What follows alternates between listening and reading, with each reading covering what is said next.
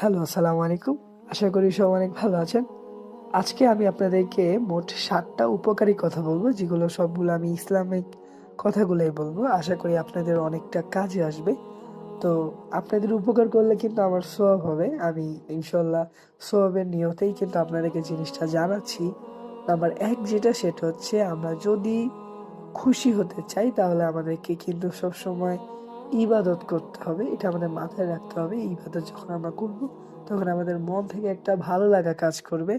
২ number হচ্ছে যদি আমরা মুখের উজ্জ্বলতা বাড়াতে চাই, তাহলে অবশ্যই আমাদেরকে তাহাজ্জুদ নামাজ পড়তে হবে। তাহাজ্জুদ পড়বো তো আল্লাহ তাআলা আমাদের প্রতি উনার প্রতি আমাদের নৈকট্য বেড়ে যাবে। ইনশাআল্লাহ আল্লাহ তাআলা আমাদের আ শরীর এবং কি আমাদের উজ্জ্বলতা বাড়িয়ে দিবে।